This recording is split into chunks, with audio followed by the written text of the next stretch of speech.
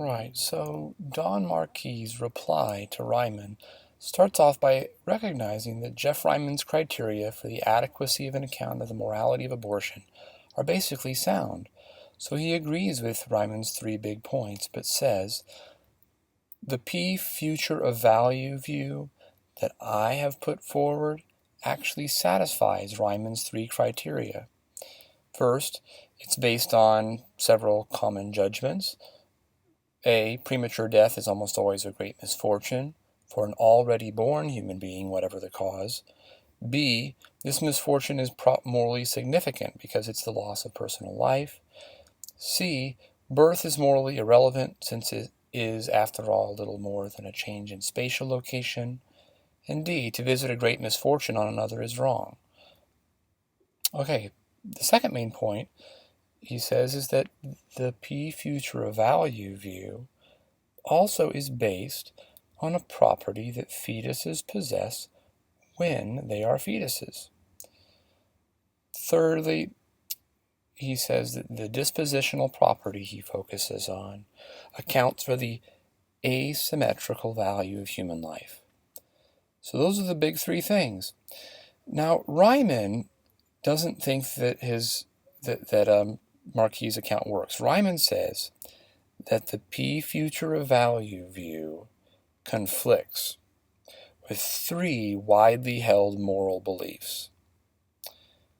And so Marquis wants to ask, does the P future of value view entail what Reiman claims it entails? Now,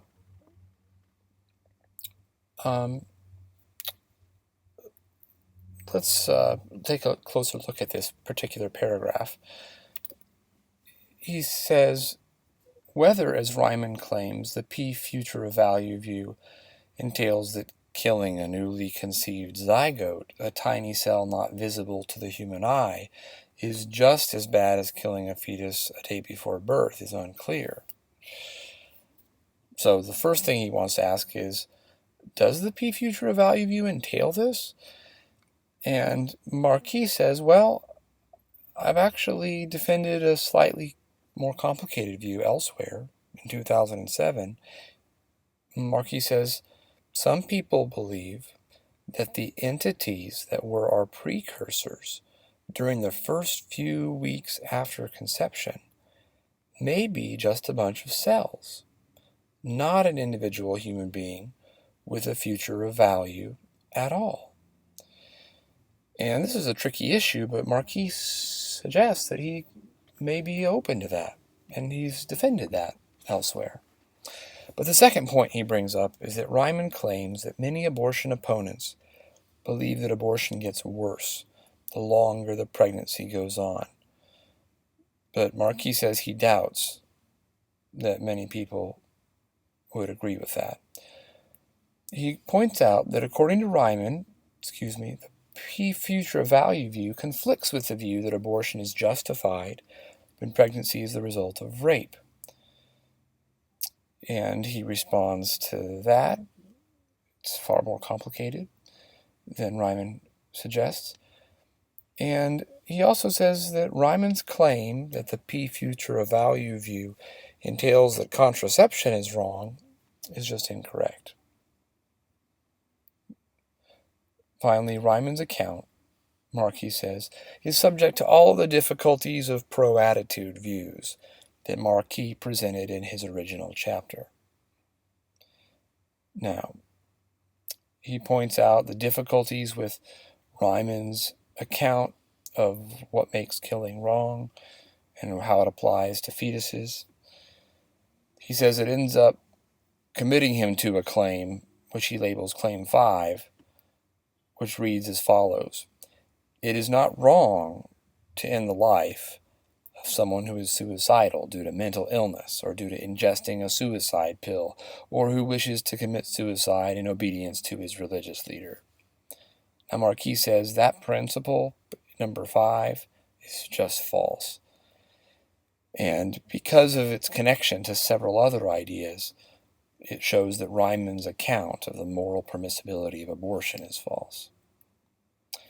Now, Marquis recognizes that Reiman seems to think he can avoid this difficulty by talking about the importance of autonomy or rationality. But Marquis suggests that that's actually changing the subject. Reiman's account of the wrongness of killing, says Marquis,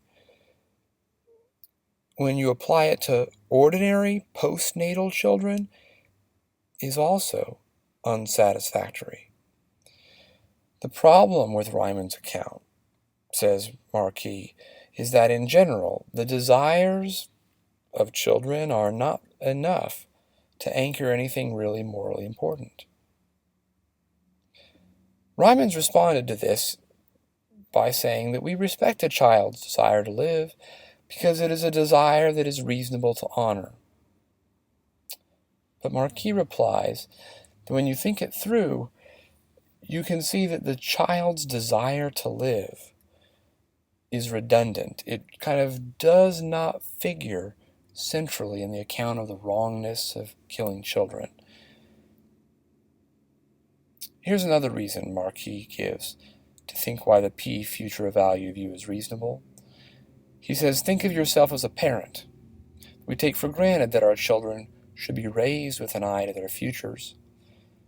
We think that children in general, and our own children in particular, should be raised with an eye to enabling them to be autonomous, flourishing adults, whatever their present desires.